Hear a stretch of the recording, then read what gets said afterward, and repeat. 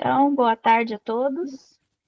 E o nosso encontro de hoje, aqui com a presença do professor João, do Pavarim, do Jonathan, da Thalita e do Gilvan, é para tratarmos de dois contos machadianos, Uns Braços e O Enfermeiro. Não é isso, gente? Isso. Vamos começar por qual? Então, olha, primeiro, né, deixa eu falar algumas coisas, antes de entrar direto na conversa sobre os contos. Né? O objetivo desses encontros aqui, né, é que vocês aproveitem um pouco da minha experiência, sem nenhuma pretensão, hein? Sem nenhuma pretensão, da minha experiência como professor de ensino médio, né? A maior parte da minha vida, fui professor de ensino médio, né? Vocês me conheceram como professor de faculdade, que foram os meus últimos 20 anos de atividade, né, pedagógica. Mas,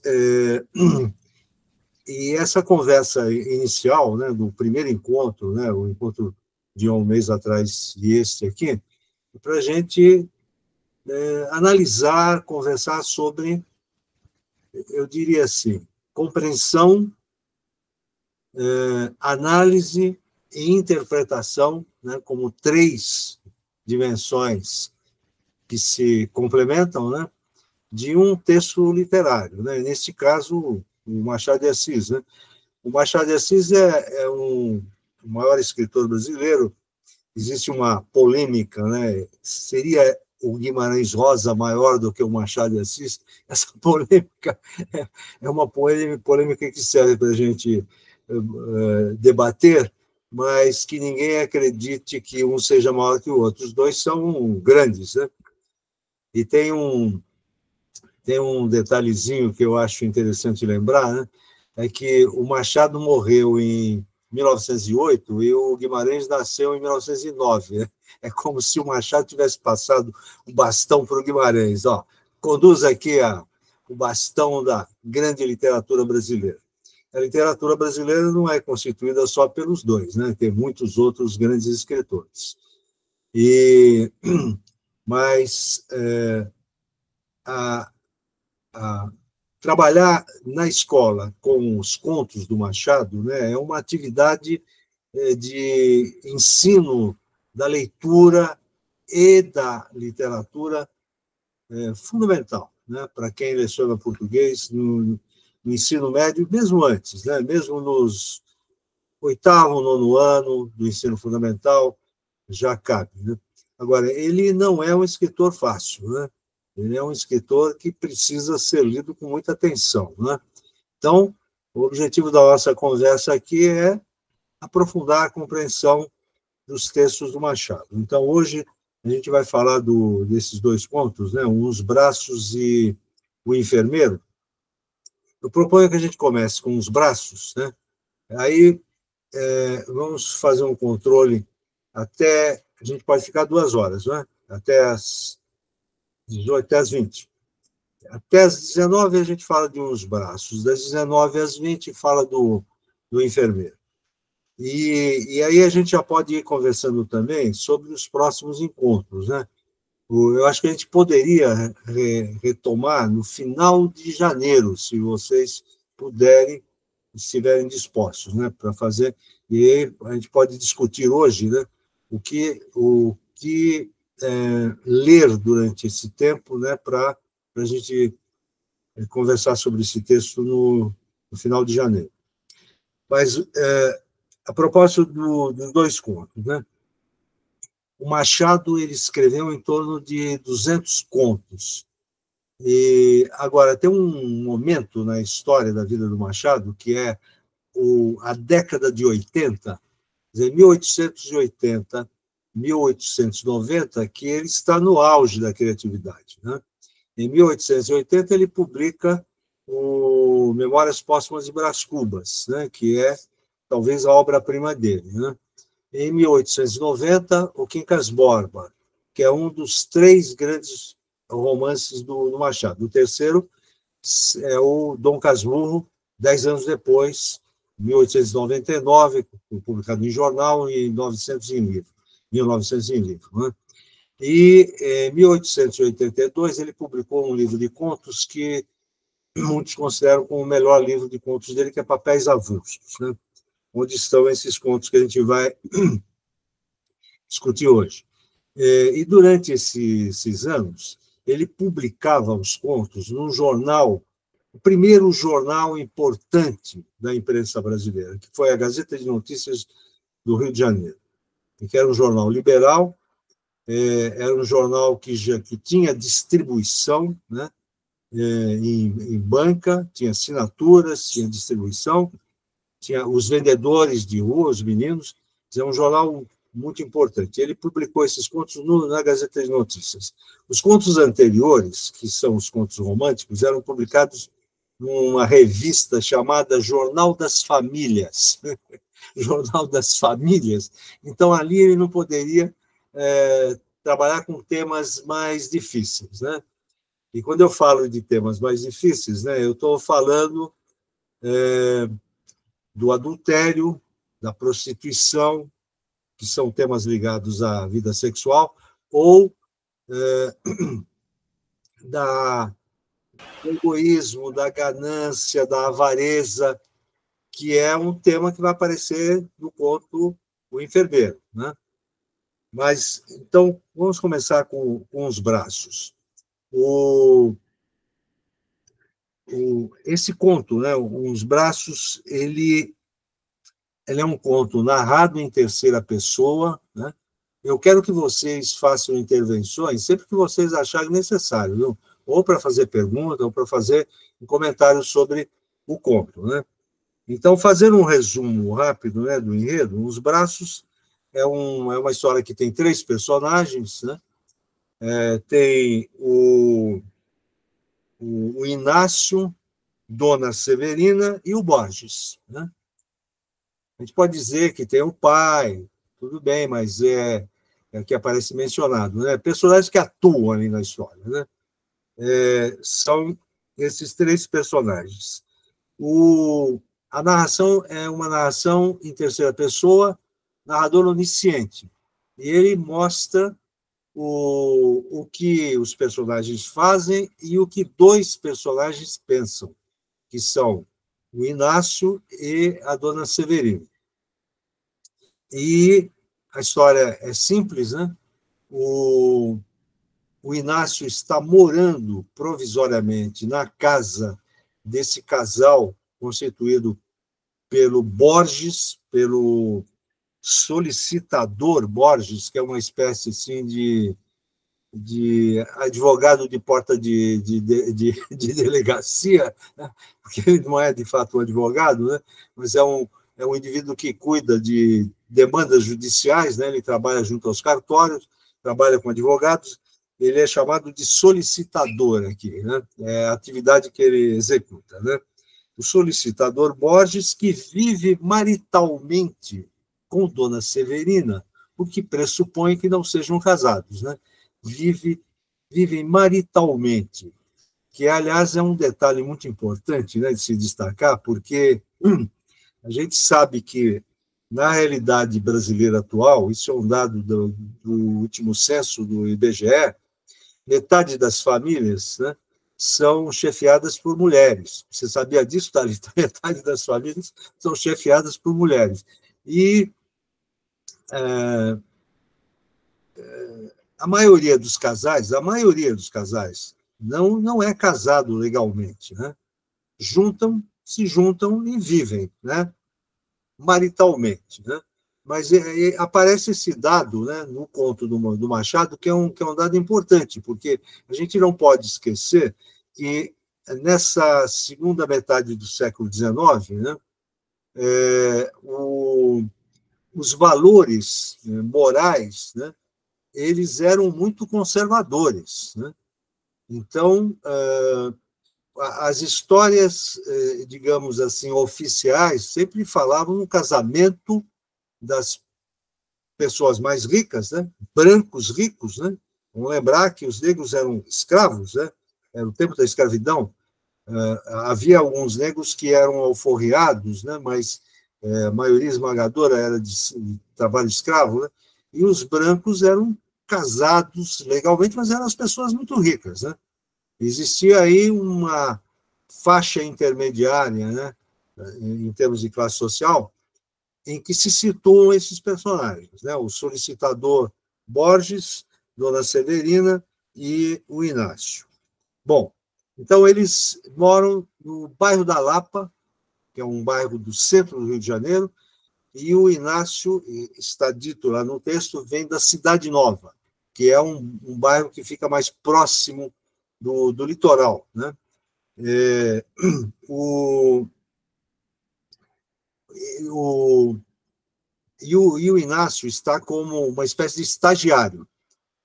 Você é estagiária, né, Thalita? Ele é estagiário. Está lá para quê? Para aprender a executar aquela profissão, né, que é a profissão do solicitador.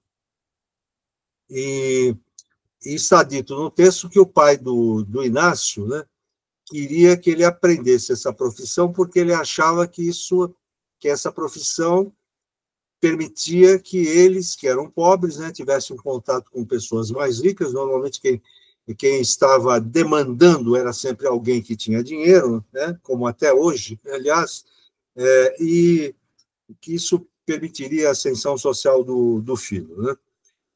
Bom, agora, vejam, o conto começa com um parágrafo, deixa eu abrir aqui o meu texto,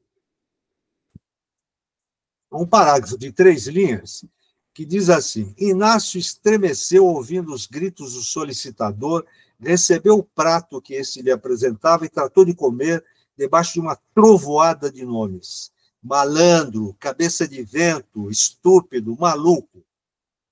Quer dizer, é o primeiro parágrafo, tem 3 linhas. Quer dizer, essa entrada no conto, quer dizer, já caracteriza uma relação de violência, né?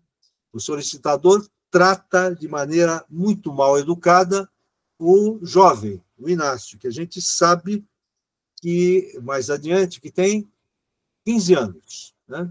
É um adolescente, né? E que tem um componente aqui importante na linguagem do texto, né? Porque ele vai ser tratado algumas vezes como criança e outras vezes como um mocinho. E isso tem sentido, né? Especialmente na parte final, né? Mas eu tô lembrando dessa entrada da narrativa, né? Porque a relação do Borges com o menino ou mocinho, depois a gente vai decidir se é menino ou mocinho, é uma relação difícil, né? E o texto vai dizer mais adiante que o Borges não permitia que o menino, né, participasse, que o Inácio participasse da vida familiar. Ele não podia falar, né? Não havia oportunidade para que eles conversassem os três, né? E outros elementos, né, vão enfatizar isso, né? Era uma relação entre os três em que se caracteriza de maneira muito evidente, né, a supremacia do homem, que seria o chefe de família, né, que é o Borges. Autoritário, violento, pretensioso, arrogante, né, tem todas as características negativas. Vejam, uma narrativa feita pelo Machado de Assis. É o único na literatura brasileira do século XIX que é capaz de mostrar essa realidade, né? E a gente não pode esquecer que o Machado de Assis é um escritor realista, né? Quer dizer, o realismo era uma escola literária, né, que se opôs ao romantismo, porque o romantismo idealizava a realidade e o realismo procura, teoricamente, né, vamos colocar entre aspas, né, reproduzir a realidade como ela é. Quer dizer, tem um compromisso maior, né, com relatar os fatos da realidade, né, e não enganar os leitores, né? Quer dizer, tem uma intenção conscientizadora, né? Bom, então, retomando, né? nós temos essa situação dos três personagens. Ele, o Inácio, está fora de casa, né? Tá vivendo de favor, né? Na casa do Borges, né? E eu acho que já vale a pena lembrar, né? Que existe um significado simbólico nos nomes do Inácio e da Dona Severina, né? O Inácio, essa palavra Inácio, a gente pode relacionar com um substantivo abstrato que tem o mesmo radical, que é a palavra... Vamos lá, quem disse? Que é a palavra... Inocente? Não? Isso, inocente ou inocência, né? Ele é um adolescente, né? Uhum. É um jovem, né? Inocente, né? E enquanto que a Severina, né? A Severina era uma senhora que vivia maritalmente, mas era uma senhora, né? 27 anos. É uma senhora? Oh, Quer meu dizer, Deus. ela, olha só como é que 27 anos. Uhum. Então, estamos no século XIX, né? Sim. Aí eu preciso fazer uma confidência, né? Porque na minha juventude eu achava que se eu conseguisse viver até os 60 seria a glória. As pessoas, na década de 50, viviam até os 40 anos, né? Isso é um dado estatístico, obviamente. Aqui em São Paulo se vivia um pouco mais, né? Mas não se vivia tanto assim, né? E as pessoas envelheciam com uma rapidez muito maior do que se envelhece hoje, né? E agora, o Machado, ele descreve a Dona Severina, né, de maneira muito positiva e sensual, porque ele diz, eu estou procurando aqui essa frase que ele diz que ela tem 27 anos. Deixa eu ver aqui, onde é que está? Eu acho que é mais pro final, se eu não me engano. Não estou vendo aqui onde é que está, mas eu acho que eu anotei essa frase, deixa eu procurar aqui.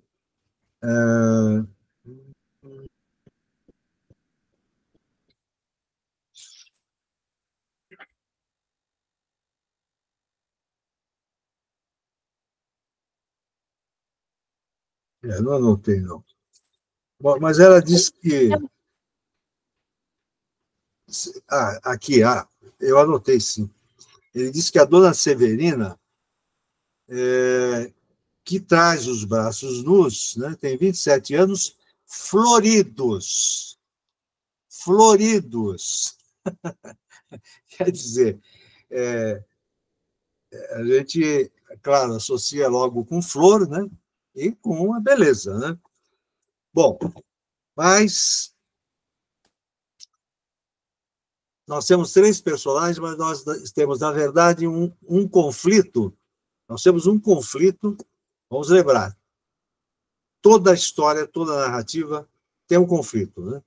E a gente pode sempre identificar dois personagens que se confrontam, né? Que são o protagonista e o antagonista. Estou pensando nesses esquemas assim que podem ser aplicados a qualquer narrativa. Pode ser um romance, pode ser um conto de maneira muito mais fácil de observar, né? Então, esse conflito é um conflito que opõe que personagem a qual personagem. Eu estou fazendo uma pergunta fácil para você, Carla. Fala você. Quem é o protagonista e quem é o antagonista? O Inácio e a Severina. O Inácio e a Severina, né? Esse é o conflito. O Borges está ali presente, só atrapalhando, produzindo ruído, né? Mas o conflito está entre dois. E qual é o motivo do conflito? É a admiração do Inácio pelos braços da Severina.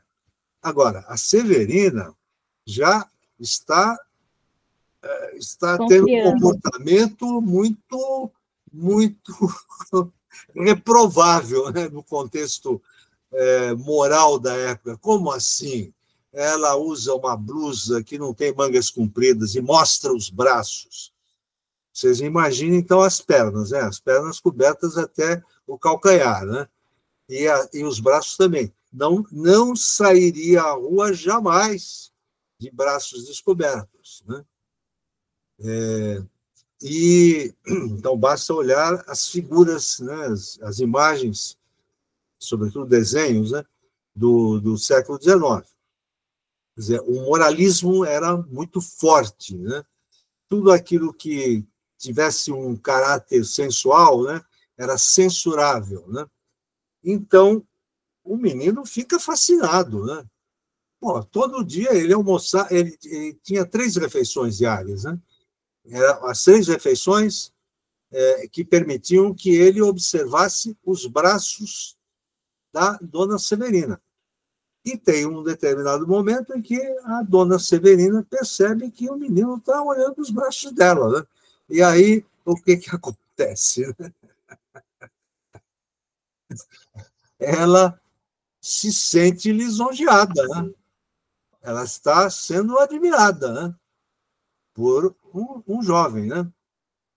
Então, isso a gente fica sabendo pela narrativa onisciente, né? O narrador, ele mostra que ela se sente lisonjeada e, num determinado momento, né, atraída pelo jovem, né? E isso acontece, né, num momento especial, porque a vida diária, né, ela tem uma rotina de trabalho, o trabalho em que o Borges e o Inácio vão para as ruas, né, e as refeições, né? E nesse tempo trabalhava-se até os sábados, né? Que não é mais um dado da vida de vocês, viu? Mas eu dei metade da minha vida de aula aos sábados. A gente trabalhava aos sábados, né? Eu cheguei a fazer o ensino médio no sábado à tarde, né? E porque eu fiz o último ano à noite, né? E no sábado, então, a aula era à tarde, né? Não era à noite. Quer dizer, pelo menos isso, né? E à noite eu ia ao cinema. Agora, então tinha essa rotina de trabalho, né, que ocupava o sábado, o dia inteiro, né? Isso é bom lembrar nesse contexto de debate parlamentar sobre a jornada de 6+1. Né? Vocês estão acompanhando, né? Bom, mas a folga era nos domingos, né? Então, o domingo era um dia em que o Inácio se sentia muito entediado, né? Ele ficava na janela, no quarto dele, olhando para o mar e a montanha, e gostava de ler, né? Há uma referência aqui a uma leitura, né? Que tem uma nota de rodapé, né?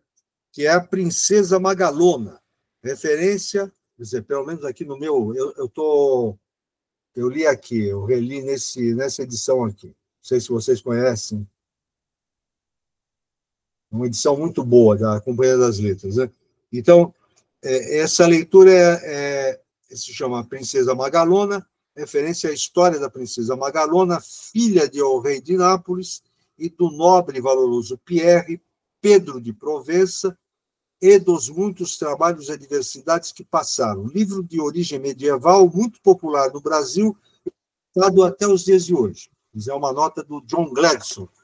Quem organizou essa edição aqui foi o John Gladson. Vocês já ouviram falar dele? Sabem quem ele é? Carla, sabe? Eu já ouvi falar. Na última encontro aqui, o senhor falou para a gente. Sim. Então, o que você lembra, Jonathan? Peraí. No último encontro, o senhor comentou para a gente aqui, eu anotei para comprar livros dele. Ah, sim. Porque ele tem ensaios sobre o Machado que são muito importantes, né? Então, eu vou repetir, né?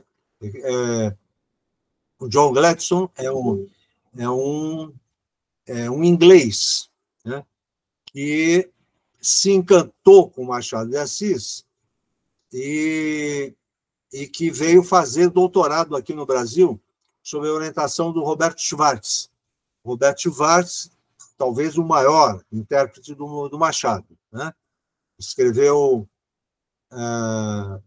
As Ideias Fora de Lugar, já ouviram falar desse livro, desse ensaio, né, especialmente, As Ideias Fora de Lugar. Escreveu 3 livros, são 3 livros que analisam a obra do Machado. E o Robert Schwartz orientou o John Gladstone. E o John Gladstone, ele é professor da Universidade de Liverpool, na Inglaterra. E lá ele criou um departamento de estudos brasileiros, né, e de ensino de português. E tem um monte de discípulos, e não só no campo da literatura, também no campo da história. Há pouco tempo eu li sobre a publicação de um livro de um inglês da Universidade de Liverpool sobre a história né, história do Brasil. Então, o John Gladstone é uma referência importante, né, nos estudos do Machado de Assis. Mas, então, essa nota é uma nota de rodapé, né, que mostra que o Inácio gostava de ler, né, e no quarto dele não havia cama, ele dormia numa rede, né, e ele começa, ele tem, a parte final do conto, né, uma fantasia de que a Severina entra no quarto, né? E é muito interessante esse trecho do conto, né, porque, na sequência, o narrador vai para a dona Severina, que está sozinha, quer dizer, vai para a dona Severina, que vê o Borges saindo, o Borges sai para passear, então ficam os dois sozinhos na casa, e a Severina resolve ir até o quarto do Inácio, né? E o Inácio está dormindo ou está fingindo que está dormindo, a gente não fica sabendo com nitidez se ele está fingindo ou não. E ela beija o Inácio na boca, né? E imediatamente se arrepende, porque ela fez isso por impulso, né? Ficou lisonjeada, ficou tomada, né, por essa admiração que o Inácio tinha por ela, e imediatamente começa a se censurar, né? E no dia seguinte, na segunda-feira, ela passa a usar um chale nas refeições, né, cobrindo os braços. E uma semana depois, o Borges dispensa o Inácio. E o texto termina assim: Inácio saiu sem entender... Eu estou lendo o último parágrafo, né? Inácio saiu sem entender nada. Não entendia a despedida, nem a completa mudança de Dona Severina em relação a ele, nem o chale, nem nada. Estava tão bem, falava-lhe com tanta amizade, como é que, de repente... Então, vejam que essas 3 linhas que eu li são narrativas, mas é o que o Inácio está pensando. Vejam bem, né? E não há nenhum verbo que indique isso. Quer dizer que existe uma confusão entre a narração e o pensamento do Inácio. É isso aqui que a gente chama, tecnicamente, de estilo indireto livre. O estilo indireto é aquele em que se diz assim: então o Inácio pensou que saía sem entender nada. Isso é o estilo indireto. Aparece o verbo pensar, que indica que vai haver o relato do pensamento do personagem. Aqui ele diz direto: Inácio saiu sem entender nada.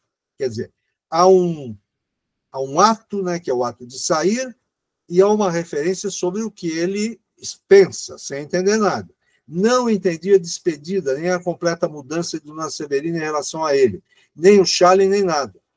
Estava tão bem, falava-lhe com tanta amizade. Vejam bem, estava tão bem, falava-lhe com tanta amizade, é como se fosse uma fala do Inácio, né? e está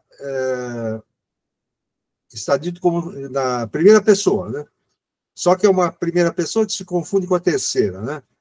Eu estava, tu estavas, ele estava, eu estava, ele estava, tem a mesma forma, então é essa identidade, né, que permite essa fusão entre a narração e o pensamento do personagem. Estava tão bem, falava-lhe com tanta amizade, como é que, de repente, tanto pensou que acabou supondo de sua parte algum olhar indiscreto, alguma distração que a ofendera? Não era outra coisa. E daqui a cara fechada e o chale que cobria os braços tão bonitos, não importa, levava consigo o sabor do sonho. Tudo isso é reflexão do Inácio, né? Não importa, levava consigo o sabor do sonho. Agora, olhem só essa fase, as frases finais. E através dos anos, por meio de outros amores, mais efetivos e longos, nenhuma sensação achou nunca igual à daquele domingo, na Rua da Lapa, quando ele tinha 15 anos. Ele mesmo exclama, às vezes, sem saber que se engana. E foi um sonho, um simples sonho. Quer dizer, ele exclama sem saber que se engana, porque, de fato, ela foi lá e deu um beijo nele, né? Foi um sonho, um simples sonho. Bom, olha, então, isso aqui é a história, né?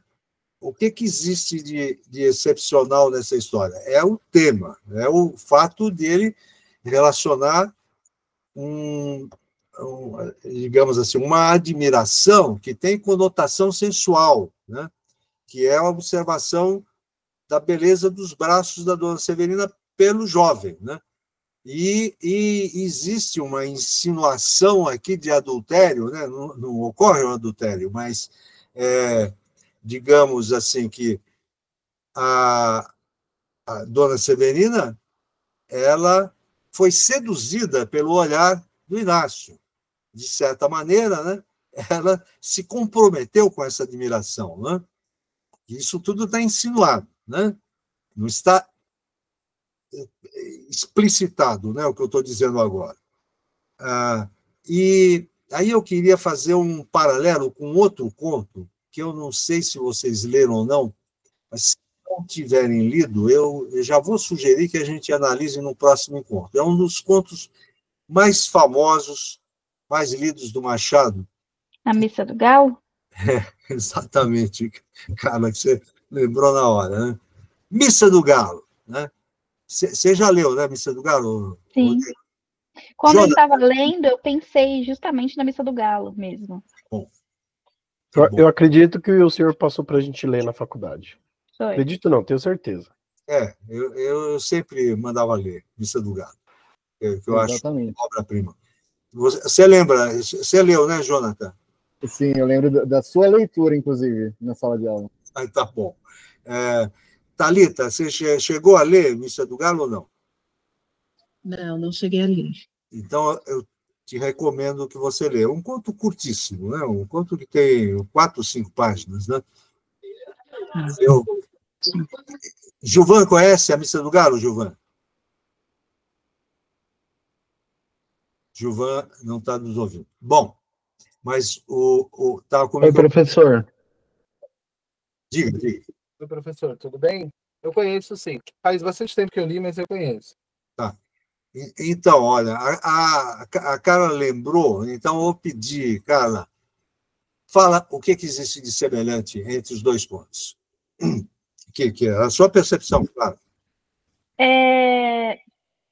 Acho que é mais esse devaneio do o que é real e o que está na imaginação, né? Porque na Missa do Galo, basicamente, o final você não sabe se naquela noite houve ou não o que estava descrito, se estava só na imaginação do personagem principal. E também essa questão do desejo por uma mulher mais velha, que também acontece na Missa do Galo. Acho que a perspectiva é essa. Só que nesse conto, Uns Braços, a minha leitura, eu entendi que realmente ele estava dormindo mesmo, porque tem uma parte que fala que ele tinha um sono pesado e que ele dormia. E como ele saiu sem entender nada, eu acho que se ele tivesse fingindo, ele saberia exatamente por que ele iria embora, né? Daquela forma. E como ele sai sem entender, e no final ele também frisa, né? Ter sido só um sonho. Então, eu acho que para ele foi só um sonho. Mas para nós que acompanhamos a leitura lá com o narrador onisciente, a gente sabe que de fato aconteceu o beijo lá. Na Missa do Galo a gente não sabe, mas é mais provável que não, né? Que tenha sido fruto da imaginação. Olha, existe o devaneio, de fato, né? Tanto numa história como a outra, né? Agora, a comparação que eu acho mais importante é essa comparação de uma relação entre um jovem, né, adolescente, com uma mulher mais velha.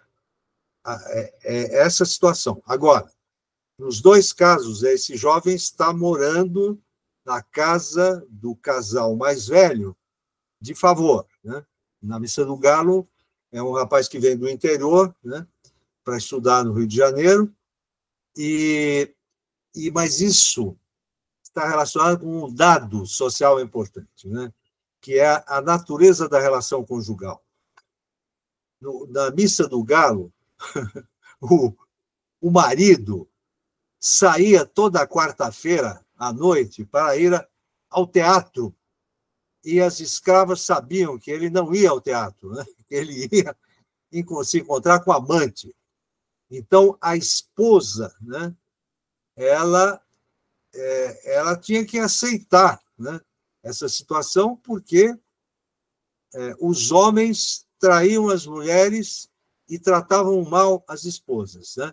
Então, tanto a dona Severina quanto agora não me lembro da personagem da Missa do Galo, apesar de ter lido muitas vezes, né? São mulheres que estão numa relação insatisfatória. Né?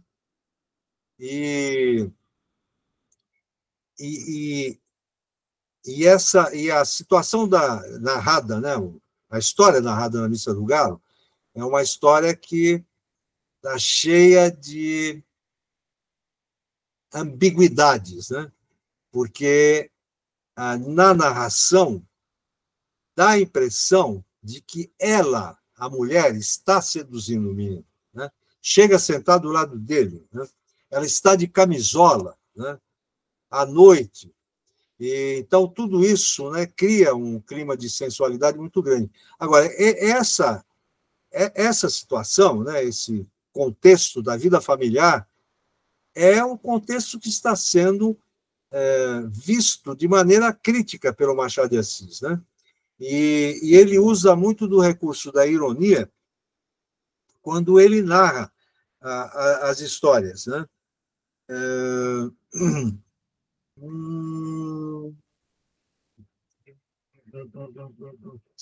Olhem bem uma frase aqui que eu anotei. Né? A ironia. A ironia é sempre uma frase de sentido ambíguo, né? Porque significa sempre o contrário do que diz. Né? Ele aguentava, um trecho que eu anotei, aguentava toda a trabalheira, o Inácio, né? Aguentava toda a trabalheira de fora, toda a melancolia de solidão e do silêncio, né? Solidão e do silêncio, ele não podia falar, né? Toda a grosseria do patrão, pela única paga de ver 3 vezes por dia o famoso par de braços. Né? Então, ele está... Quando ele narra isso, né, é como se isso fosse, de fato, uma compensação, né? Porque ele era explorado, né, pelo Borges e também só podia admirar os braços da Severina, né? Quer dizer, tinha que se manter à distância. Né? Eu estou vendo aqui as anotações que eu fiz para ver se eu deixei de falar alguma coisa aqui que eu queria falar. Sim, tem uma observação que eu acho importante, que é a seguinte, que é uma passagem enigmática do conto, né? Que eu não sei responder, não sei explicar. Ele, depois do domingo em que ela dá o beijo nele, né, ela muda de comportamento. A gente sabe pela narração que ela está arrependida, né? Que ela acha que fez uma coisa errada. E no dia seguinte ela já aparece nas refeições com Charlie, cobrindo os braços. No final da semana, ele é despedido, mas ele é despedido de maneira gentil, né? Então, o Borges, que sempre fora agressivo e violento e repressivo, né? De repente muda o comportamento, né? E eu quero relacionar isso com um trechinho bem do início, em que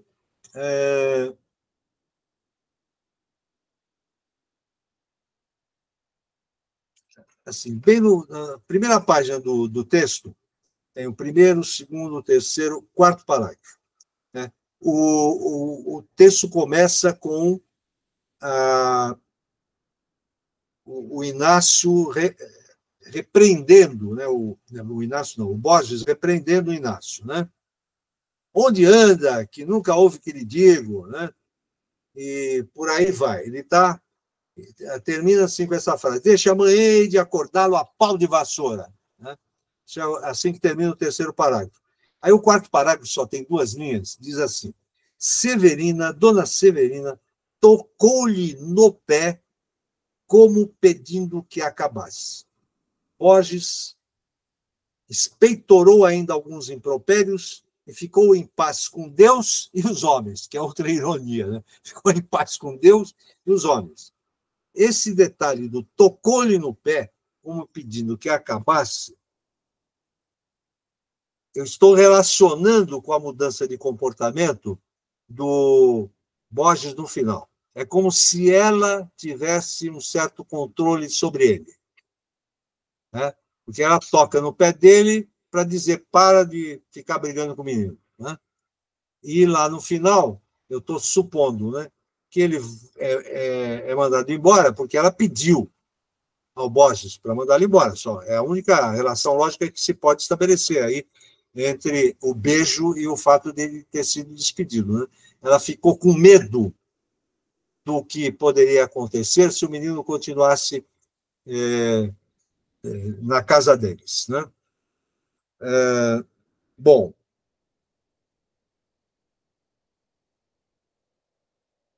eu acho que o que eu queria dizer é isso, né? Eu já falei dos elementos estruturais todos, né? Narração, aí é mais para Thalita, viu, Thalita? Toda história, quando você começa a ler uma história, você tem que ver no primeiro parágrafo quem é que está contando a história. E são 2 possibilidades, né?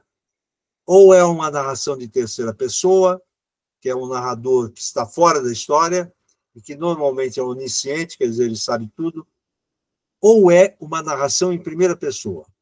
Se a narração em primeira pessoa é um personagem que está narrando, e a narração de primeira pessoa, ela tem uma limitação, né? Porque o narrador só pode narrar o que ele pensa, não pode narrar o pensamento de nenhum personagem, não tem lógica. Ele só pode narrar as ações dos outros personagens, né?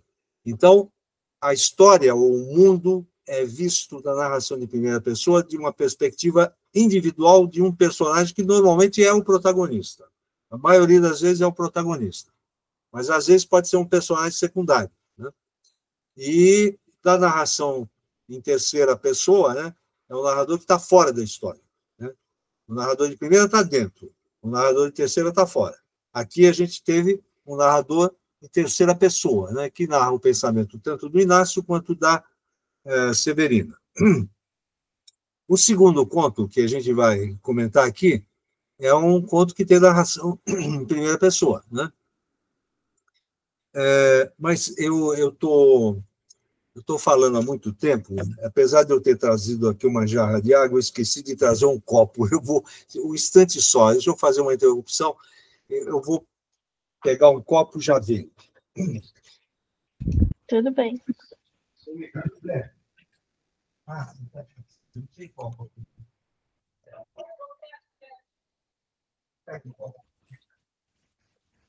Aproveitem para tomar uma água. A Carla tá com o copo dela bem cheio, né, Carla? Cerveja. Saúde. Olha, a minha mulher, Zezé, ela foi É que buscar. hoje foi o último dia de trabalho, estou comemorando. Ó, enquanto a gente não começa a falar dos outros, hoje a Zezé, minha mulher, leu uma notícia muito ruim para os professores municipais. Ah, nem me fala.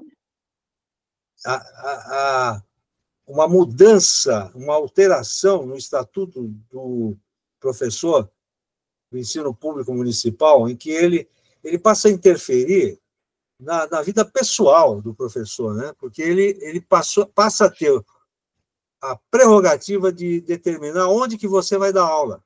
É. Pode mudar o diretor da escola. Os diretores, né? Até um tempo atrás, né? Eles se tornavam diretores por concurso, né? Depois passou a ser procedimento da escolha da comunidade, né? Eu não sei como é na escola de vocês atualmente. Acho que na prefeitura é concurso, mas no estado é designação, né? Pois é. Mas na prefeitura eu não sei se tem designação. Tem, Pavarim? Ou é só concurso? Eu não sei, porque eu tô na prefeitura há pouco tempo. Não, tem designação, mas ainda o acesso é via concurso. Pois é, mas no estado foi concurso há muito tempo. O meu sogro foi diretor de escola estadual, né? A vida inteira ele passou por concurso, né? Vou aparecer aqui. Oi. Oi. Tudo bem? Prazer. Zezé foi professora municipal, foi coordenadora pedagógica por concurso, e tem uma história toda, né? Esse concurso no tempo da ditadura que vocês não têm ideia, é manipulação total. E é aposentada, né, como coordenadora pedagógica. Os pais da Zezé o pai era diretor de escola estadual e a mãe era professora primária, né? E se aposentaram, né, como professor, Sim. diretor e professor, né? Família inteira de professor. E ele foi escolhendo a escola onde ele ia trabalhar. Os diretores tinham essa possibilidade, né? Então ele começou lá no interior, perto do Rio Preto, né? Os filhos foram nascendo nas cidades em que ele trabalhava, né? Começou em Engenheiro Schmidt, depois foi para Nova Aliança, Cedral, Guaraci, Dois Córregos, Bragança, até chegar em São Paulo.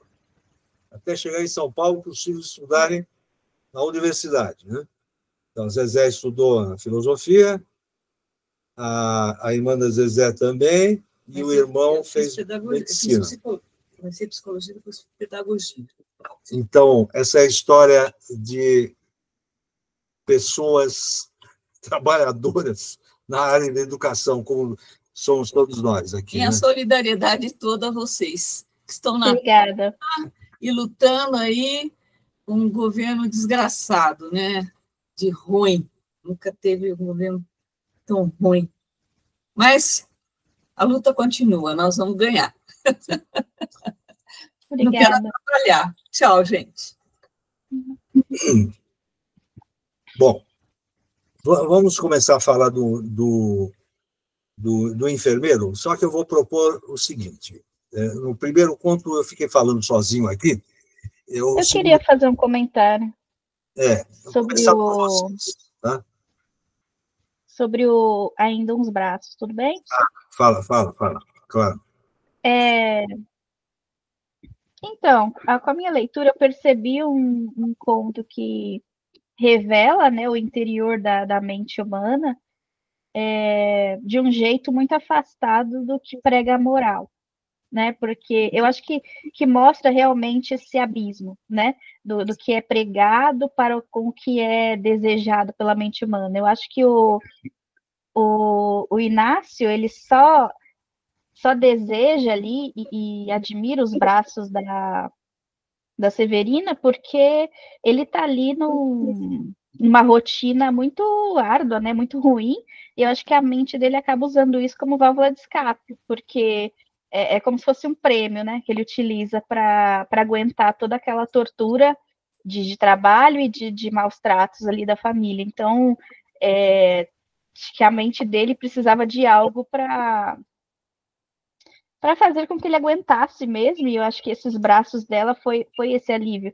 Tanto que ele diz que ela não era bonita, ele, né, o Inácio, ele fala que ela não era bonita nem feia, na verdade, né? E outra coisa que eu queria comentar, aproveitando isso, é que ele a descreve como uma pessoa mais cheinha, né? Porque ela não, os braços delas eram grossos, não eram finos, né? Então foge um pouco do padrão que a gente está acostumado, porque quando eu vi uns braços, que o menino ele era apaixonado por uns braços, eu automaticamente, por uma questão cultural, eu imaginei uma mulher magra, né? E aí quando você vai lendo, você vê que não, que é uma mulher mais, não sei se gorda, mas mais encorpada, e isso chama a atenção do Inácio. Outra coisa que eu queria comentar é a postura da Severina. A Severina, ela quando ela percebe que o Inácio a deseja, ela muda o comportamento, né? Porque talvez, né, isso é uma hipótese, talvez ela não se sentisse desejada há muito tempo, por conta do comportamento do marido. E isso me fez lembrar, é claro que são contos muito distantes, assim, eu não sei se vocês conhecem, mas é um conto do Loyola Brandão, a obscenidade para uma dona de casa, que é algo que acontece ali dentro da mente da própria personagem. Vocês conhecem, professor, esse conto? Não conheço, não. Não? Não conheço. Eu estou anotando aqui para ler. A obscenidade de uma dona de casa. Obscenidades para uma dona de casa. É um conto até meio pornográfico, assim, foi censurado e tudo, mas é um conto interessantíssimo no sentido de tratar do que acontece dentro da mente feminina quando esse desejo é proibido. Então, me fez lembrar porque porque eu não posso falar muito desse conto, senão acaba. É um conto muito misterioso e muito surpreso, assim, né? Então eu não posso dar nenhum tipo de spoiler, porque senão acaba com a graça do conto. Mas é um conto maravilhoso também, que vai expor ali o que acontece dentro do imaginário feminino por conta dessa imposição de moral, de ética da sociedade, né? Então, o que de fato acontece dentro da imaginação humana e o que de fato é pregado, né? Eu acho que, inclusive, pode ser até um dos contos para a gente discutir mais para frente, porque, inclusive, tem uma polêmica acerca desse conto. Esse conto ele foi, acho que foi em 2010, se não me engano, um grupo de pais fez um motim para que esse livro fosse retirado da escola. Tem um livro chamado, inclusive esse conto ele está numa organização que seleciona os 100 melhores contos brasileiros. Chama-se Os 100 Melhores Contos, e esse é um deles. É um livro com a capa meio amarela, com vermelho, com azul, eu acho. Acho que é amarelo com azul.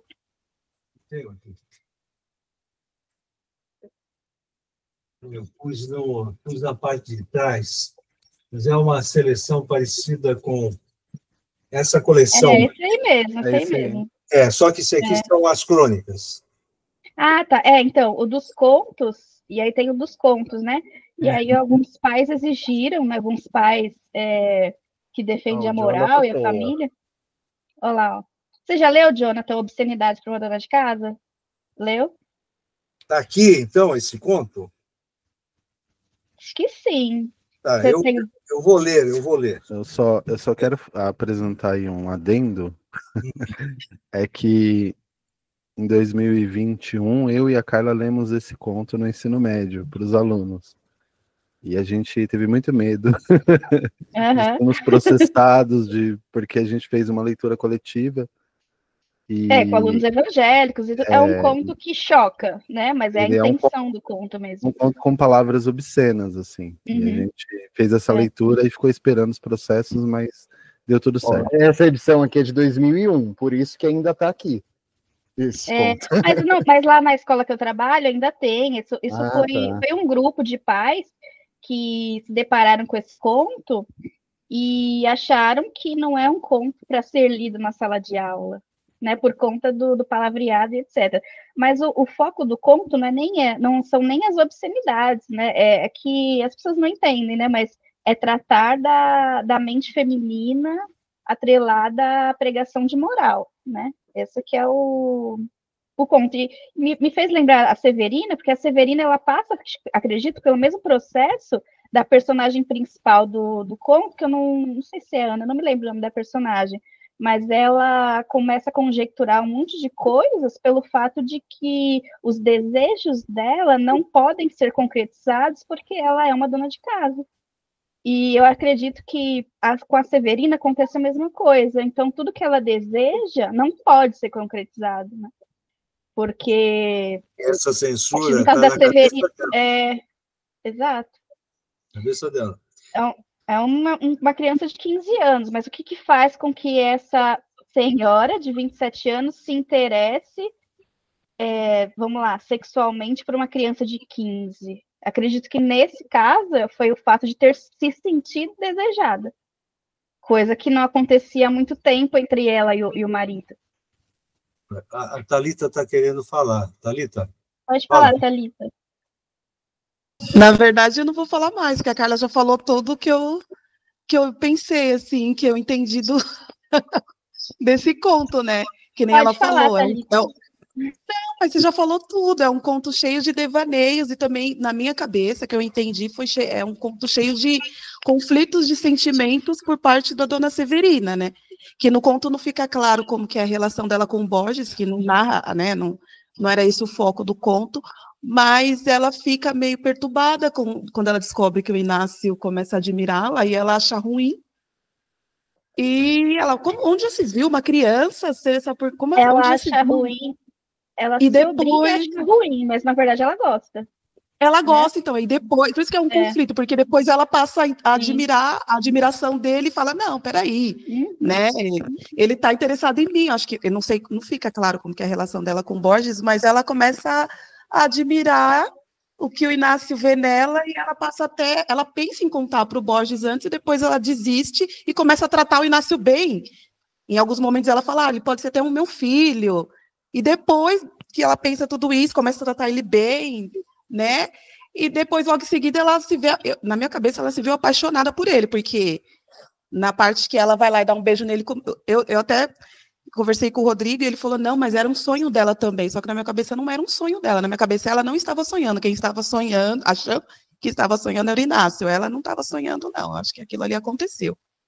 Porque fica entender que, tipo assim, ela também estava sonhando com ela indo lá e beijando ele, mas não, de fato aconteceu, então é um conto que tem vários conflitos, assim. Não foi só o beijo também, né? Narra uma parte dela pegando as mãos dele e colocando nos seios dela, né? Tem uma parte aí mais sensualizada também. Exatamente. Então, na minha cabeça, foi um conflito aí nesse conto, por parte da Severina, que não ficou muito claro, assim, que vai ficar para a nossa imaginação, pelo menos para mim. Olha, existe um fato narrado, né, concreto. Ela beija o menino, e ela beija sob impulso do desejo. Agora, eu queria comentar o que vocês disseram aí sobre a censura, né? O pensamento conservador, né? Quando a gente fala em pensamento conservador, ele é conservador na política e nos costumes, né? Nos valores morais, né? Então, o pensamento conservador, ele, em primeiro lugar, ele não admite que a mulher tenha desejo. Desejo só o homem pode ter, né? Que é o pensamento conservador, é o que defende o poder do homem branco, né? O homem é o macho, existe uma expressão, né, que é muito usada nos Estados Unidos, que é o supremacismo branco, porque lá o conflito racial é muito aguçado, né? Agora, aqui a gente tem uma questão que é de natureza moral, né? que é a admissão de que a mulher seja, quer dizer, a recusa, né? De que a mulher seja igual ao homem, né? Seja um ser humano como homem, né? Porque a mulher sempre foi colocada em segundo plano, né? Passou a votar nas eleições na segunda metade do século XX. Né? Só depois da Segunda Guerra Mundial é que o voto feminino passou a ser lei, né? Na Europa, nos Estados Unidos. Mas aí eu quero comentar a questão da censura, né, que o Gilvan trouxe, que é o seguinte: nos Estados Unidos, nesse momento, a censura aos livros é muito forte. Metade dos estados americanos, por exemplo, já colocou fora de circulação, quer dizer, tirou das bibliotecas públicas e das bibliotecas escolares qualquer livro que faça menção ao racismo ou qualquer livro que faça menção a uma história sensual. Né? Mais de 1.500 livros. E é interessante, né, lembrar que o livro mais censurado é um livro de uma escritora negra, Toni Morrison, que ganhou o Prêmio Nobel de Literatura. E o livro que é mais censurado, né, é um livro que conta uma história de racismo. Né? Então, a censura é outro valor da direita. A direita sempre defende a censura, né? Porque ela é conservadora, ela acha que determinados assuntos não podem aparecer na literatura, não devem ser mencionados. Que é um comportamento que a gente designa normalmente por negacionista, né? É tão grave como negar que a Terra seja redonda. É impressionante como esse negacionismo que a Terra é redonda, ele está sempre presente. Eu li ontem uma notícia que teve uma excursão que foi até o Polo Sul para provar que a Terra era plana, e quando os caras chegaram lá, eles chegaram à conclusão que era redonda mesmo. Né? Então, isso é uma notícia de ontem, hein? Ó, li ontem. Bom, assim como eles negam que a Terra seja redonda, né, eles negam qualquer dado da realidade que interfira nesses valores conservadores, né? E um dos comportamentos desse pensamento conservador, né, é o de censurar os livros, né? E aí eu vivi também situações como essa, viu, na minha vida. Já tive embates, né? Por causa de livros que eu mandava os alunos lerem, né? Eu estou lembrando de um que deu uma grande confusão, né? Eu mandei os alunos lerem um livro que é um romance que se chamava era a biografia do Gregório de Matos, mas era um romance. Qual é o apelido do Gregório de Matos mesmo? É o Boca do Inferno. Boca do Inferno, né? Boca do Inferno, né? É uma escritora que não é uma grande escritora, mas é uma boa escritora, né? E aí um pai me escreveu uma carta me esculachando porque eu tinha mandado ler aquele livro, né? Eu precisei negociar com... eu era coordenador, eu era professor e era coordenador, então eu tinha que me colocar nas duas posições, né? Como eu era coordenador, tinha um pouco mais de poder, né, do que um professor tem, eu consegui controlar a situação. Mas existe realmente um movimento hoje, né, de censura às leituras. Agora, Gilvan, eu lembrei de mais Carla, né, eu lembrei de mais um conto que está relacionado com esse tema, que é um conto da Clarice Lispector, e eu não estou lembrando agora direito do título. O da Sofia, lá, do professor de matemática? Não. É outro. É uma senhora de 60 anos, que vai para assistir a uma palestra perto do Maracanã, e se perde nas catacumbas do Maracanã. O Maracanã, o estádio antes da reforma, né? E ela, bom, no final ela acaba voltando para casa, né? E a Clarice Lispector, hein? Ela mora no Leblon, volta para casa e ela se masturba no conto pensando no Roberto Carlos. Ela é apaixonada pelo Roberto Carlos. Essa história, né, é uma história que trabalha com o mesmo tema, né? Só que é uma história muito recente, né? É uma história da Clarice Lispector, né? Quer dizer, uma história que tem uma narrativa que destaca outros elementos, né? Porque é uma personagem mais velha, é uma senhora, né? E que está aposentada e que é desprezada pelo marido. Isso é explicitado na narrativa, né?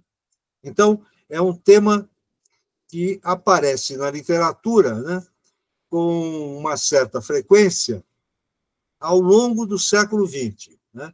Mas é interessante, né, que o Machado é tão genial que ainda no 1880 ele publica um conto como esse, né? Só que é evidente que dentro do contexto da época, né, ele não explicita de maneira tão clara como a Clarice faz, ou como o Inácio de Loyola faz, eu conto, né, ainda, o fato de que isso é manifestação do desejo. Agora, essa literatura é uma literatura posterior ao Freud, posterior à psicanálise, porque, obviamente, né, que a autenticação do desejo, né, é uma autenticação que vem através da psicanálise, né? Quer dizer, todos nós desejamos, e desejamos no sentido amplo, né? Não é só a manifestação sexual, né? E o desejo está muito ligado com o sonho, devaneio, né? Com a expectativa de ter uma vida melhor, né? E etc. Né? Bom, mas vamos falar um pouquinho do enfermeiro? O Pavarim quer falar aqui? Fala, Pavarim. Aproveitando que o que eu vou falar agora tem a ver com o que o senhor acabou de falar e o que a Carla falou. A Carla usou a palavra... não foi sofrimento, foi tortura, né, Carla? Na minha anotação aqui, o Inácio, ele aguentava tudo para ver os braços dela. Aí eu fiz um paralelo psicológico, né, que aquilo fazia ele sofrer, era uma tortura. Aí eu pensei na questão masoquista. Aí o senhor falando agora, né, ficou um pouquinho mais claro isso. E qual o paralelo que eu fiz? O ser humano é o único que sente prazer na dor, certo? Nenhum outro animal sente prazer na dor. Aí eu fui pesquisar também sobre a pimenta. Qualquer animal que vê uma pimenta no chão não vai comer. O ser humano vai e come aquela pimenta para sentir dor, né? A gente sente prazer na dor. E o Inácio acontecia isso com ele, né? Ele sofria grosseria, ele sofria xingamentos, tudo isso em silêncio, porque esse sofrimento ia até a paga, que era ver os braços dela. É masoquista isso, né, gente? Eu acredito que o Machado não tinha, não sei se na época tinha esse estudo do masoquismo, mas, enfim. Ainda não, viu, Rodrigo? O primeiro livro do Freud é de 1999, A Interpretação dos Sonhos, né? E os outros livros foram sendo publicados aí até a morte dele, né? Até a década de 30. Então, o Machado não conheceu, e isso valoriza mais ainda, né, o Machado, né? Porque, da mesma maneira que o Freud desenvolveu a teoria dele, observando a realidade onde ele vivia, né? O Machado também, né? O Machado descreve a sociedade brasileira, carioca, especialmente de classe alta, mas nesse caso aqui não é classe alta, né? Nesse caso aqui são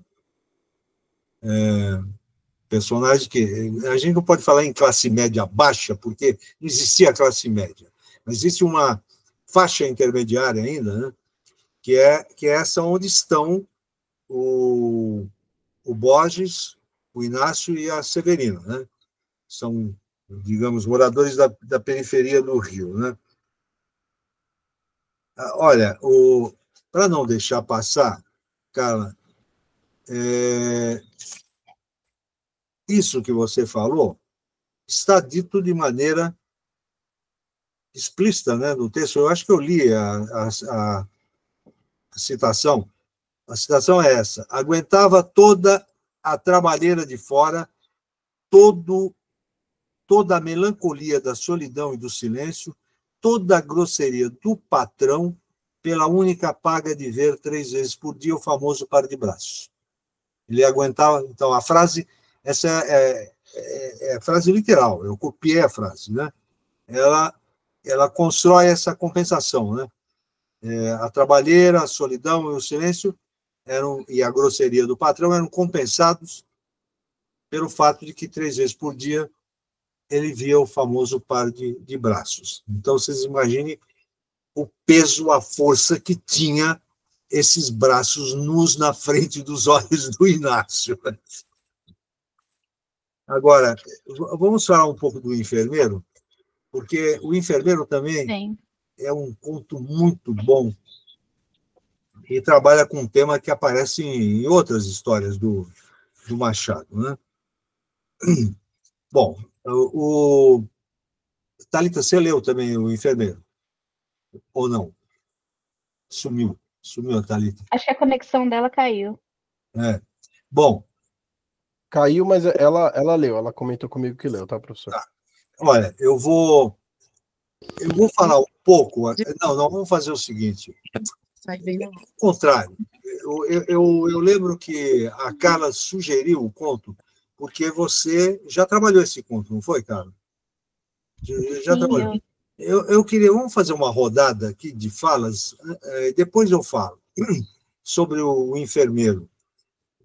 Mas não vamos começar com você, cara. Vamos começar com o Jonathan. Jonathan, fala o que você lembra do Enfermeiro, o que você lembra, né? E o que marcou a sua leitura do Enfermeiro.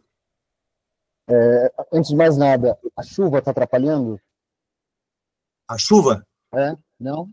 Não, ela lá fora. Mas não tá. Aqui, o som não está atrapalhando, não, né? Não. Eu achei fantástica a leitura, eu não conhecia esse conto. Obrigado, Carla, pela indicação. Li algumas vezes.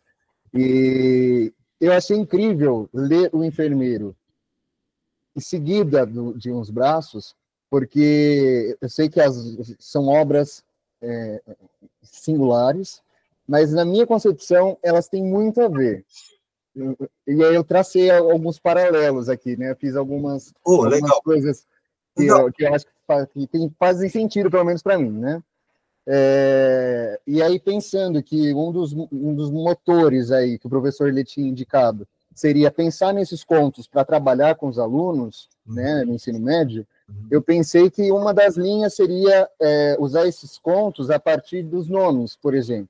E aí ele já começou, né, falando da origem dos nomes aí, porque a partir desses nomes a gente consegue já adivinhar, pelo menos, né, ou supor algumas coisas que são bem interessantes, como, por exemplo, o Inácio, que ele já trouxe aí, e aí é interessante a gente perceber que no latim o Inácio vai trazer aí cheio de fogo, e o Procópio vai trazer aí aquele que prospera.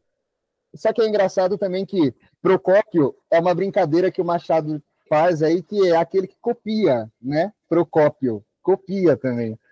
E o Felisberto é uma brincadeira que não tem nada de feliz, né? Felisberto é uma palavra aí que ela vai indicar um ser brilhante, né? Ilustre.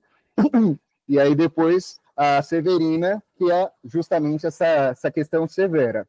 Outra coisa que eu achei brilhante ali do Machado, a questão da princesa Magalona, que aí eu fiquei pensando por que Magalona, e aí coisa na minha cabeça, tá? Eu viajei muito e eu pensei, princesa Magalona, ela tinha algo que lembrava a dona Severina, a princesa Magalona, entende? Magalona, a princesa Magalona. Eu pensando como um aluno de ensino médio, eu fiz essa associação. Manga Longa, entende?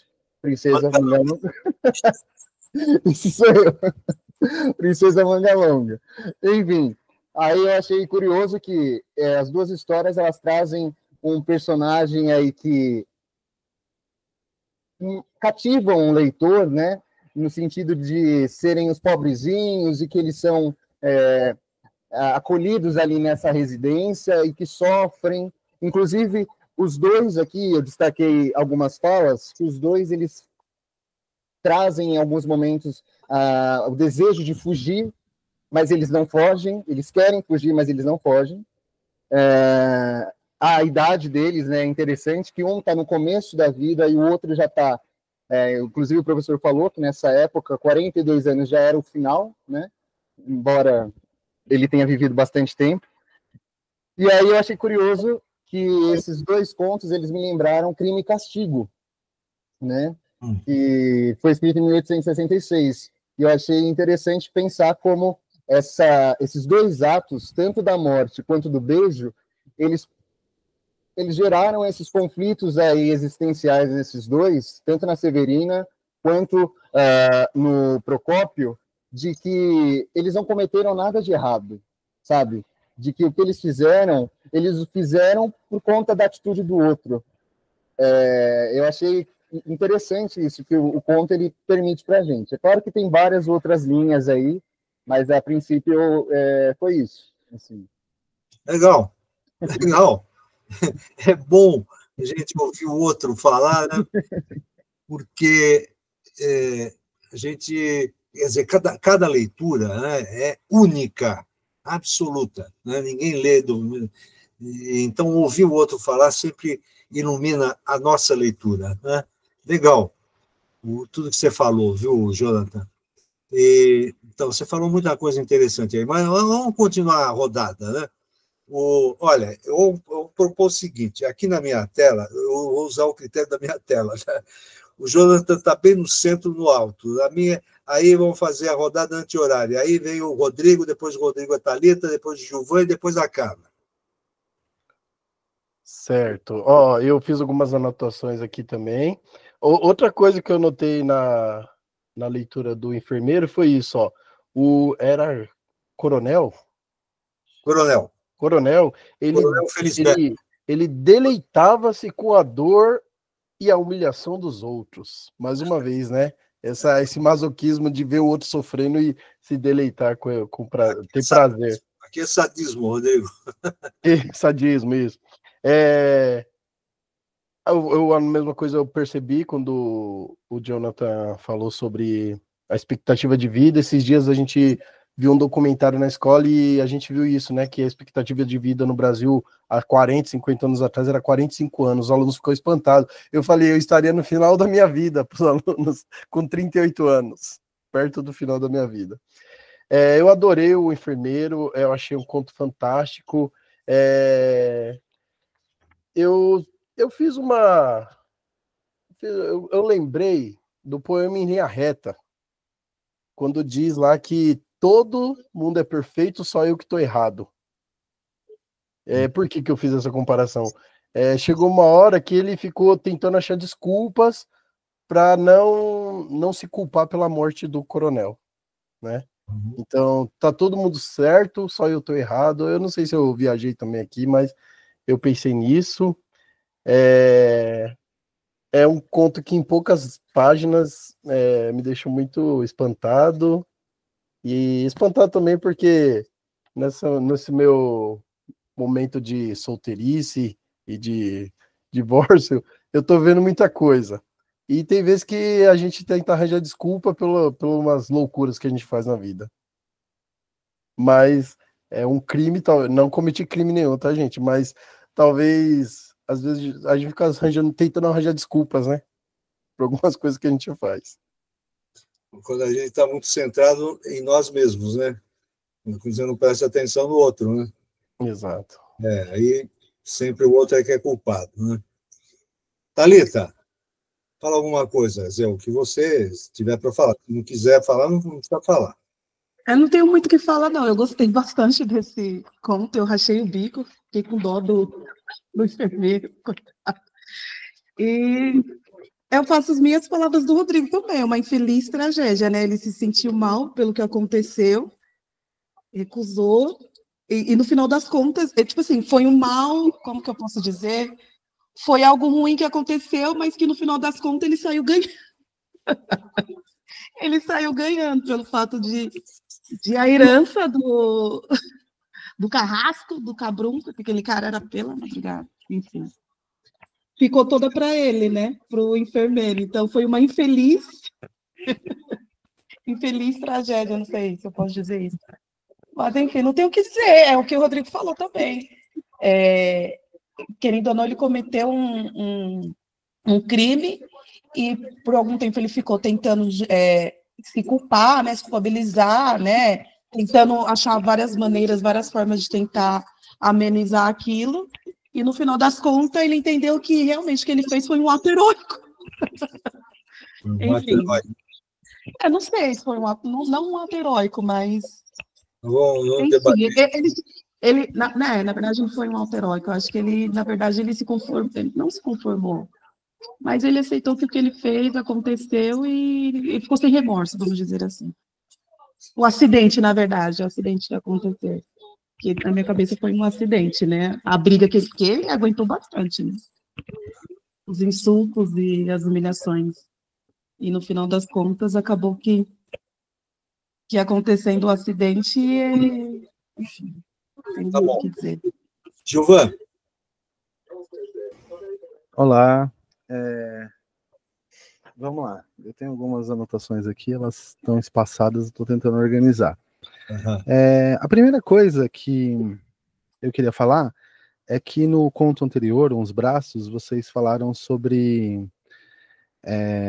a solidão, né? E aí o professor citou um trecho em que eles estavam sós, e eu tinha notado um outro trecho também, que, a meu ver, correlaciona com o conto que a gente está tratando agora, que diz assim, ó, tá na página 379 dessa edição do professor aí, ó. 5 semanas de solidão, de trabalho sem gosto, longe da mãe e das irmãs. 5 semanas de silêncio, porque ele só falava uma ou outra vez na rua, em casa, nada. E aí, o Jonathan, né, estabeleceu algumas relações entre os dois contos, e eu acredito que haja realmente algumas relações, porque isso tem a ver com a genialidade do Machado, né? Então, 2 temas, a meu ver, que atravessam os 2 contos são a solidão e a culpa, né? Por quê? Porque a solidão do jovem e a solidão da moça, da Severina, né, da mulher, moça, não sei mais, vocês estão falando que 27 anos naquela época era uma idade avançada, eu tô com um pouco de medo, inclusive. Mas havia ali uma questão, né, que era a questão da solidão dela, que a Carla apontou muito bem aí, e havia a questão da solidão do próprio jovem, né, ele também estava só, estava fora da casa dele e tudo mais. E aí, quando a gente vai analisar o enfermeiro, o que acontece? O Procópio, a partir de determinado momento, ele também começa a vivenciar uma espécie de solidão, porque ele emerge dentro dessa relação com o coronel, e ele, inclusive, fala no texto, né? Eu não sabia mais o que estava acontecendo lá fora, porque eu estava totalmente dependente dessa relação, e a relação dele com o coronel, quando não era uma relação de violência, era uma relação de solidão, né? Ele saía de perto do coronel ali, talvez para evitar essa agressividade do coronel, e ia vivenciar uma vida de solidão, né? E eu gosto muito do começo que ele diz, do conto que ele diz, fiz-me teólogo, né? Ele estava lá lendo as obras de um padre e tudo mais, e aí eu anotei algumas coisas isoladas aqui, como os objetos que ele usou, né? Então ele primeiro dá uma bengalada, depois ele joga um prato de mingau, e por fim ele acerta ele com uma moringa de água. E aí eu estava pensando nessa relação de culpa, né? Porque a solidão atravessa os 2 contos, mas a culpa também, né? A culpa do menino por desejar os braços e a dona dos braços, nesse caso, e a culpa da Severina por se permitir aquela relação um tanto quanto platônica, né? Então havia ali a culpa, e no caso do Procópio também a culpa, né? Porque ele estabelece uma relação, uma conversa mental consigo mesmo, em que ele fica tentando ora se acusar e ora se eximir da culpa. Então, chega um determinado momento do conto em que a voz da mente do Procópio, ela tá um caos, porque ele fica buscando elementos externos para tentar justificar o porquê aquilo aconteceu, e ele fica tentando encontrar elementos internos para se acusar. Tanto que ele faz a promessa de, após receber a herança, doar aos pobres, né? E logo em seguida, um pouco mais para frente, ouvindo a voz da comunidade, em que as pessoas acusavam o coronel de ser um sádico e tudo mais, ele acaba não fazendo essa doação integral, ele doa parte, porque a culpa estava diminuta, né? Havia acabado a culpa ali. E eu fiquei pensando nisso, né? Na influência da opinião pública, né? O conflito que ele estava vivenciando internamente, ele acabou sendo, de certa forma, esvaziado pelas opiniões externas que ele ouviu, né? Das pessoas que falavam mal ali do coronel, né? Diziam que o coronel era uma má pessoa e tudo mais.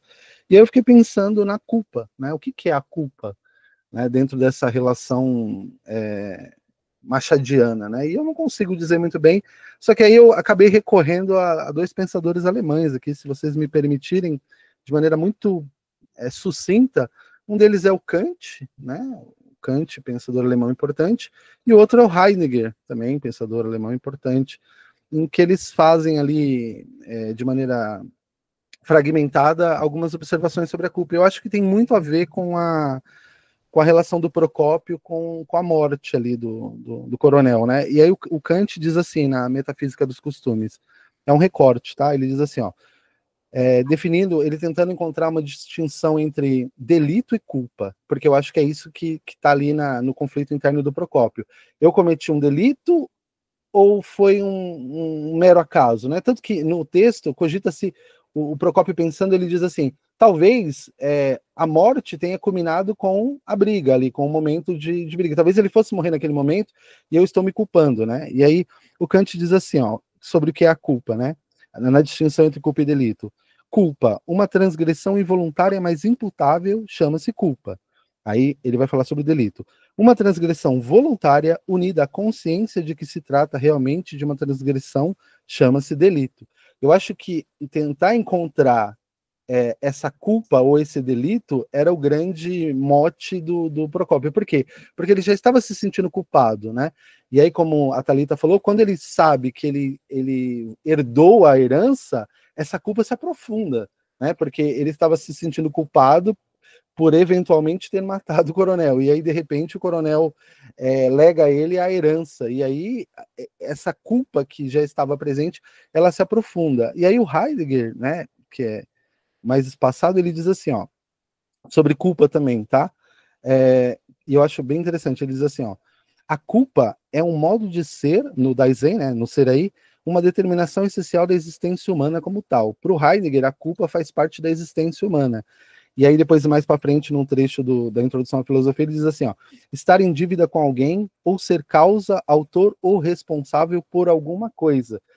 E eu acho que é exatamente esse o ponto do Procópio, né? Ele estava se sentindo culpado e ele estava tentando aí encontrar nessa relação dele com a culpa ou com a solidão, né? Entre solidão e culpa, alguma coisa que desse a ele a remissão do pecado que ele, falando uma linguagem cristã, do pecado que ele julga ter cometido. Então, quando eu olho para o Procópio, eu vejo o Procópio como um sujeito atormentado, tentando encontrar o perdão do pecado que ele cometeu, né? Só que esse perdão, ele não vem dentro, né? O conflito interno da mente dele, ele acaba não dando para ele essa remissão, então ele acaba encontrando fora. Tanto que ele diz, olha, em determinado momento, né, ouvindo a voz das pessoas que falavam do coronel, eu até doei, né? Eu até fiz a caridade que eu havia prometido, mas não na quantidade integral como eu planejara antes. Então, isso quer dizer o seguinte, quer dizer que ele se perdoou parcialmente, né? Ele, num primeiro momento, ele estava muito intrigado com o que ele tinha cometido, e ele não sabia se ele tinha matado ou se o coronel tinha morrido, né? Porque esse também é um ponto da obra que a Carla acaba discutindo com os alunos, né? Ele foi morto ou aquilo foi uma contingência, ou aquilo foi o acaso, né? Porque ele fala, estourou um aneurisma ali. O Procópio em si não tem nenhum ato violento, não há nenhum tipo de compulsão. No conflito ele acaba morrendo, e aí essa indeterminação da causa da morte também causa no Procópio esse conflito interno de será que ele morreu porque ele ia morrer ou será que eu o matei? E isso causa, né, essa questão da culpa. Será que eu sou culpado ou sou inocente? Né? Numa linguagem jurídica dos tempos atuais seria culposo ou doloso, né? E acho que para mim esse é o ponto, né? Porque a Severina também se sente culpada, né? E ela se sente culpada por um ato doloso, ela cometeu o ato, só que não fica muito claro. Em determinado momento do texto, é claro que, como o senhor disse, é um fato, né? Dentro da possibilidade do texto, ela realmente beijou o garoto. Só que o devaneio dela, as ilações mentais dela também não são muito claras. Tem hora que você não sabe se ela está pensando, se ela está sonhando. Então, essa indeterminação dos dois casos, eu acho que é o que correlaciona as duas coisas, né? O elemento culpa, ele é muito forte aí nesses dois contos, e acredito eu que em outras obras do Machado também, o elemento culpa, embora ele não seja muito citado aí pelos comentadores, os comentadores preferem tratar a ironia e outros temas, eu acho que o elemento culpa em Machado de Assis, ele é central também, assim como a ironia e, né, outras características da obra, eu acho que a culpa também atravessa a obra do Machado. E o Procópio é um homem atormentado, né? O Jonathan falou aí do Crime e Castigo, e na hora que ele falou, eu acabei pensando nisso, né? Acho que o Raskolnikov, ele também, né, um homem culpado, ele também vivencia um pouco desse drama do Procópio, de ter cometido um crime e estar em busca dessa remissão, né? Uma remissão quase kantiana não, nietzschiana, uma coisa do eu estou acima da lei, eu sou um super-homem, né? Então eu acho que nesse sentido há uma correlação que eu tenho encontrado, né, muito próxima entre o Machado e o Dostoiévski. Eu acho que talvez por isso sejam dois dos maiores de todos os tempos, né?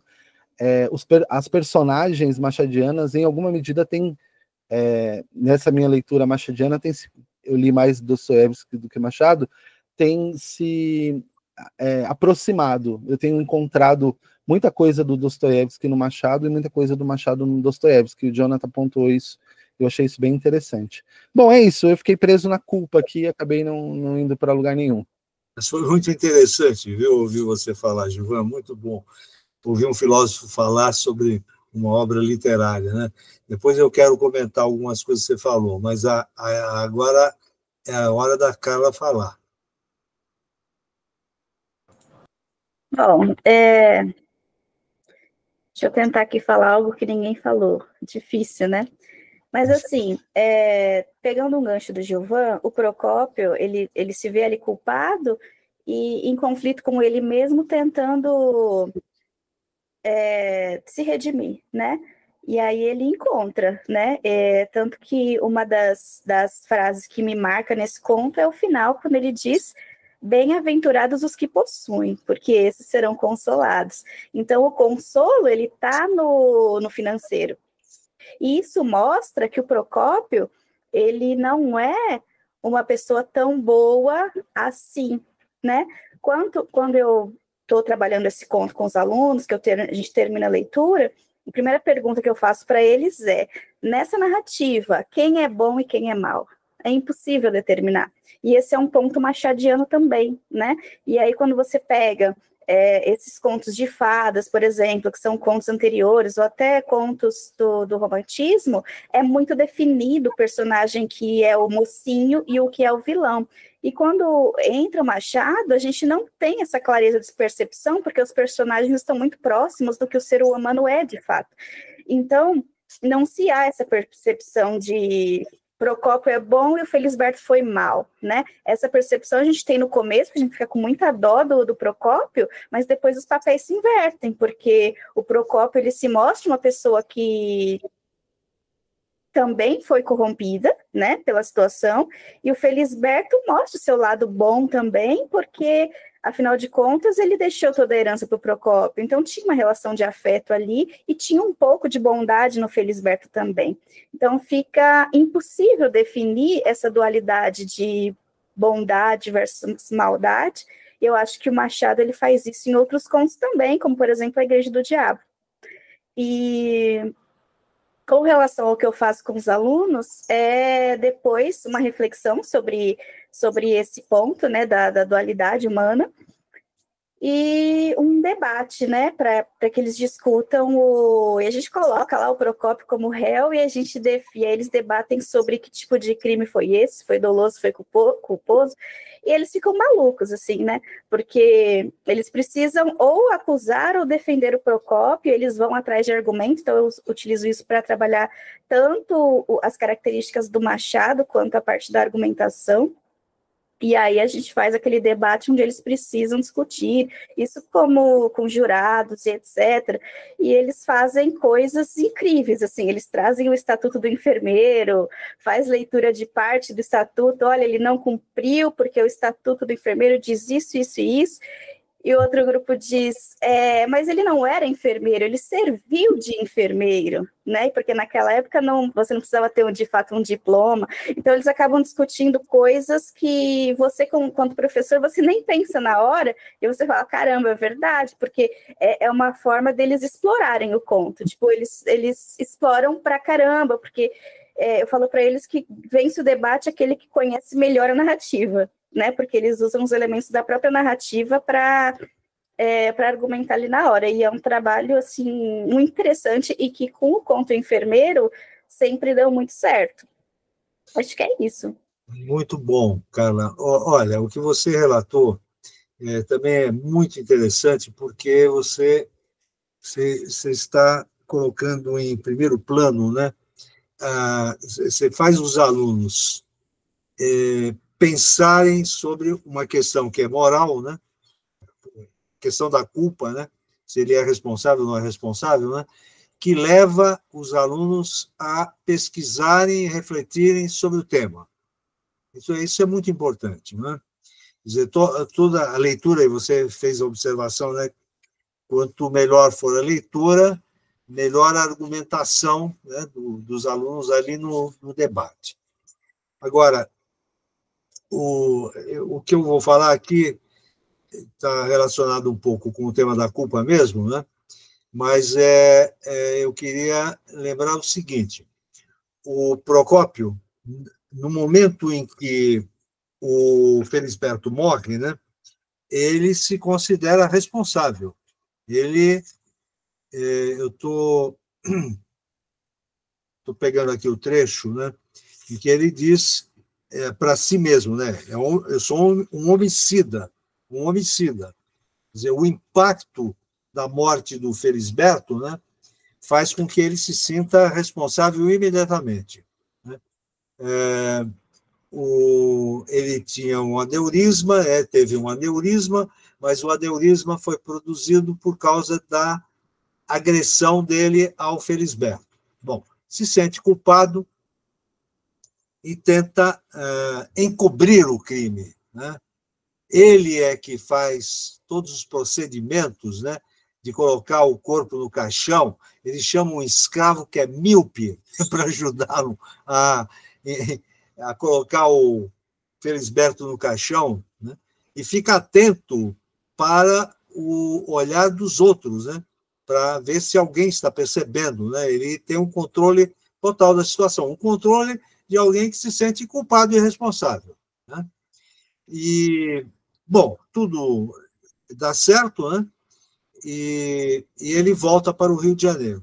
Depois que ele volta para a corte, lembrando, né? Talvez a Thalita não saiba disso, né? Mas toda vez que aparece a palavra corte nos textos do Machado, ele está se referindo ao Rio de Janeiro, né?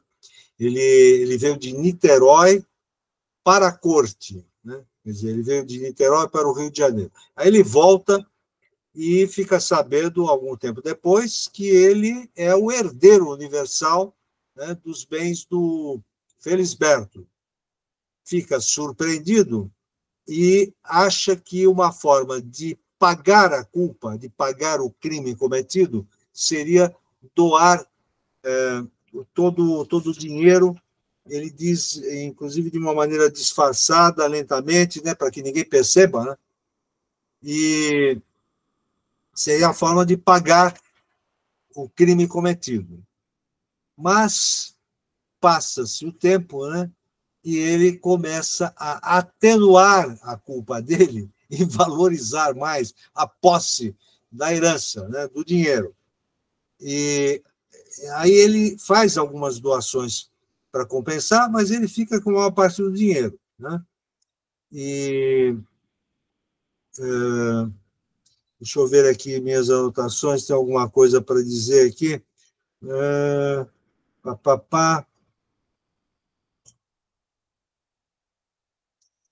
Então, a frase final que eu notei é que a ideia de distribuí-la toda, a herança, né, em esmolas e donativos pios, piedosos, religiosos, né, não me nominou como da primeira vez achei mesmo que era afetação, né, que era vaidade. Bom, essa narrativa é a narrativa que marca o conto, né? Que é o seguinte: o apego do Procópio ao dinheiro. E isso aqui me faz lembrar de uma passagem do Memórias Póstumas de Brás Cubas. Tem um capítulo no Memórias Póstumas em que o Brás Cubas, ele quando jovem, né, o pai o enviou para Portugal para estudar em Coimbra, ele estuda, e quando ele vinha voltando de Coimbra para Lisboa, ele cai do cavalo e ele é arrastado, mas tinha um almocreve. Almocreve é um homem que conduz uma tropa de burros, né, que sabia lidar com os cavalos e consegue controlar o cavalo, e salva a vida dele. Quando acontece isso, ele pensa, vou dar uma moeda de ouro para compensar, né, para premiá-lo, né? Ele tira a poeira do corpo e tal, vê que o Almocreve está feliz da vida porque salvou a vida dele. Quando ele sobe no cavalo, ele pensa assim, vou dar uma moeda de prata. Enfia a mão no bolso e tira uma moeda de cobre. E dá uma moeda de cobre. E quando ele está virando a curva do caminho, olha para trás, e o Almocreve está tão feliz da vida que ganhou uma moeda de cobre que ele pensa assim, não precisava ter dado nenhuma moeda para ele. Ele não fez isso em troca da moeda. Bom, essa sequência é uma sequência para caracterizar o Brás Cubas como sendo um indivíduo centrado em si mesmo e apegado ao dinheiro, que é uma característica do Brás Cubas como personagem ao longo de toda a história.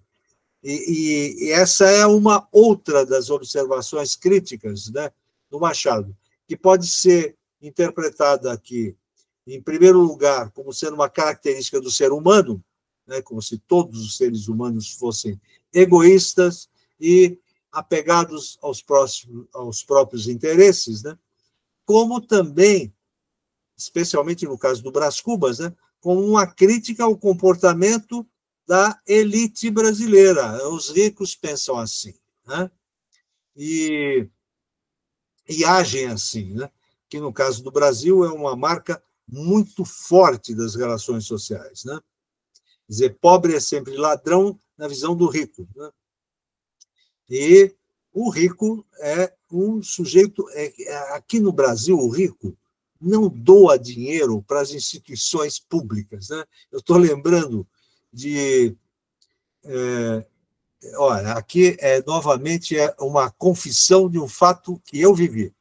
Quando eu era diretor no Colégio Galileu, tinha um pai de aluno que estava com a mensalidade atrasada. E aí ele foi lá para negociar comigo. Esse tempo eu era diretor. Esse pai de aluno tinha sido diretor de banco. Olha bem, tinha sido um banqueiro. E ele era dono, tinha como propriedade o quadro da pintura, o quadro mais famoso da pintura brasileira, o Abapuru da Tarsila do Amaral. E aí ele disse o seguinte, olha, eu estou tentando vender o Abapuru, já ofereci para uns 20 amigos milionários e ninguém quer saber de comprar. Eu não consigo resolver o problema. Aí ele colocou num leilão em Nova York e um milionário argentino comprou o Abapuru e levou para Buenos Aires. O Abapuru que é a pintura mais famosa da pintura brasileira, né, está no Museu Argentino, do Malba, Museu de Arte Latino-Americano, o Malba. Quer dizer, os brasileiros que vão a Buenos Aires visitam sempre o Malba porque o Abapuru está lá, além de outros quadros da pintura brasileira. Mas eu estou lembrando desse fato, né, porque essa é uma crítica que o Machado de Assis faz na obra dele, de maneira geral, né? Isso aparece no Dom Casmurro, aparece no Quincas Borba, aparece no Memórias Póstumas de Brás Cubas, especialmente no personagem do Brás Cubas, e que está presente nesse conto, né? Então, duas interpretações possíveis, né? O ser humano é egoísta e voltado para os próprios interesses, que é o caso do Procópio, né? Quer dizer, o Procópio sente a culpa, né? Para lembrar das observações que o Gilvan fez, né? Ele sente a culpa, eu sou um homicida, mas essa culpa vai sendo atenuada pelo fato de que ele recebeu uma fortuna inesperada, né? Mas a Carla fez uma observação interessante, né, sobre o fato de que os personagens não são caracterizados de maneira esquemática, né, maniqueísta, né, como bons ou maus, como eram na literatura anterior ao realismo, né, e são caracterizados de maneira ambígua, né, porque ele sentiu a culpa, de alguma maneira a culpa está presente, né, na cabeça dele, porque ele fez algumas doações, né. Agora, tem um detalhe muito importante no conto que eu queria lembrar, que é o seguinte: o conto é uma narrativa em primeira pessoa que começa assim, ó, primeiro parágrafo. Parece-lhe, então, que o que se deu comigo em 1860 pode entrar numa página de livro? Vá que seja, com a condição única de que não há de divulgar nada antes da minha morte. Não esperará muito, pode ser que 8 dias, se não for menos, estou desenganado.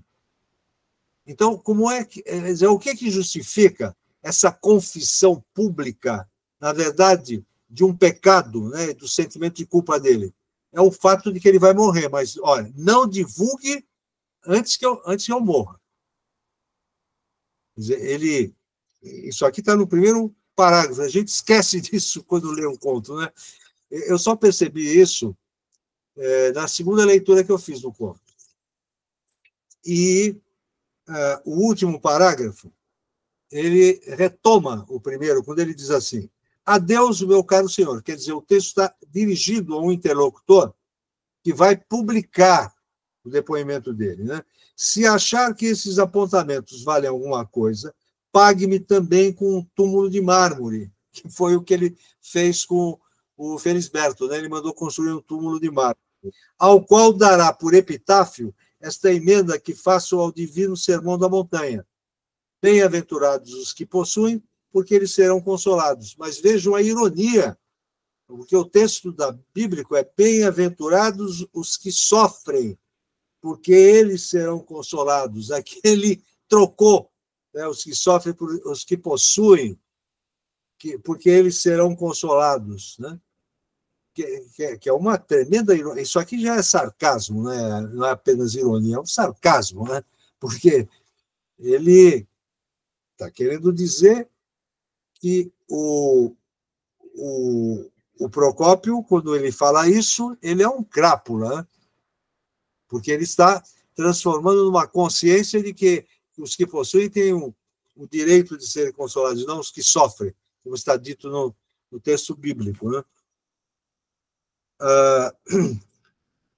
Olha, estamos terminando, né? Eu acho que nós fizemos uma leitura muito boa, né, dos dois contos, né? Que eu acho que vai ajudar muito todos vocês que estão na ativa, né, no trabalho com os alunos.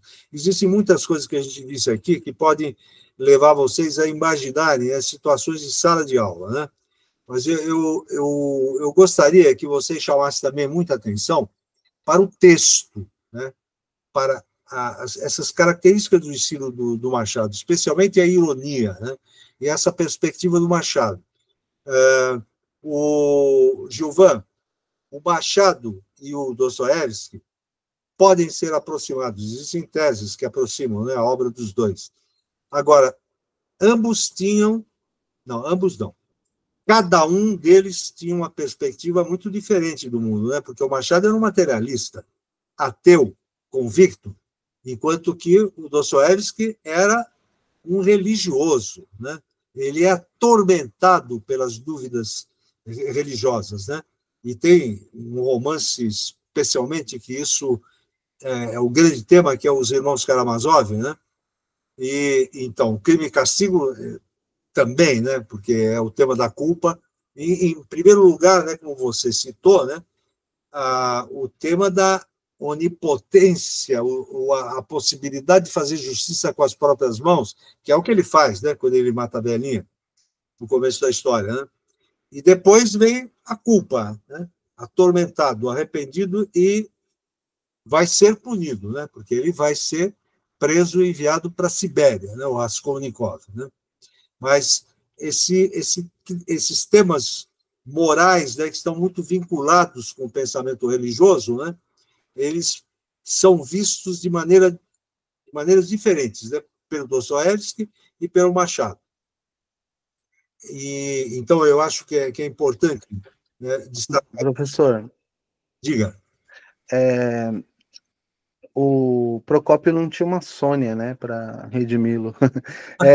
Tem uma outra, uma coisa do Dostoiévski, né, que ele era de fato esse cristão atormentado, mas ele também era, de certa forma, embora isso possa soar como algo contraditório, um niilista, né? Ele tinha, em boa parte da sua obra e da sua própria vida, uma perspectiva niilista, né? E aí que tá, acho que aí que tá a questão, porque o Machado é declaradamente um materialista, ateu, né? Enquanto o Dostoiévski, ele sendo niilista e cristão ao mesmo tempo, né?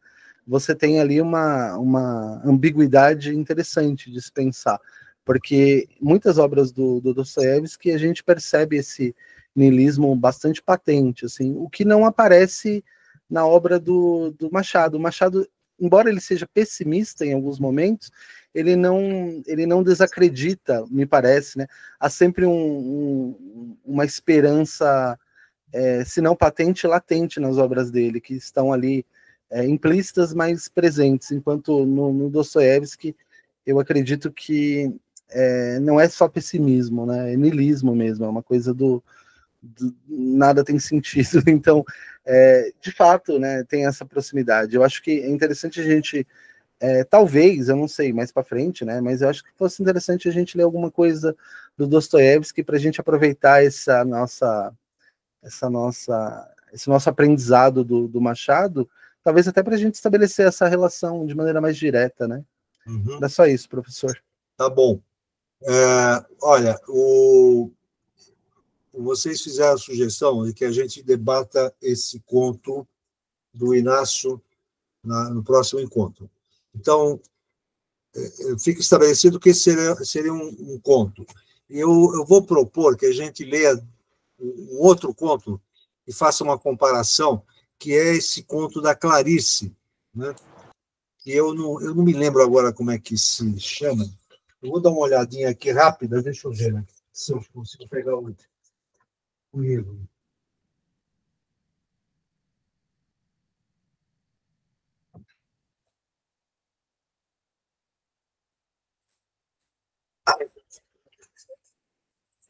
Eu acho que está nesse livro aqui, Onde Estivestes de Noite. Deixa eu ver aqui se eu identifico. Professor, tem um aqui, A Procura de uma Dignidade, é isso? Isso. A procura. Isso. Como é que você descobriu? Eu coloquei no Google. A Procura de uma Dignidade, mas não está nesse livro aqui, não. Que livro que está, Jonathan? Deixa eu ver. Não, é nesse livro. A Procura de uma Dignidade, isso mesmo. Está aqui. É o primeiro conto desse livro. É um livro de contos, né? Que, não sei, talvez só se encontre na estante virtual, em sebo, né? Porque eu não me lembro de edição recente desse livro. Professor, tem uma da Rocco. Recente? É, recente. É da Todos os Contos da Clarice. Ah, é? Todos os contos têm esse conto e todos os outros contos, né? Esse conto, inclusive, está aqui. Esse tijolão. É. Então, estou propondo. A gente lê os dois contos e analisa os dois, discute os dois. E proponho que vocês prestem atenção em pelo menos 2 detalhes, né? A questão da narração, do narrador e do conflito, né? Assim, da relação entre o protagonista e o antagonista. Então, está nesse livro aqui, né? O conto do Inácio. Isso, do Loyola. Obscenidades para uma dona de casa. Página 471. 471? Isso. Aproveitando, para quem interessar, tem um episódio do programa do Gil que o Loyola fala dessas censuras que ele passou, inclusive ele comenta esse episódio. Acho que dá para encontrar facilmente no YouTube ele comentando sobre isso. Eu acho bem interessante ver. Qualquer coisa depois eu mando no grupo.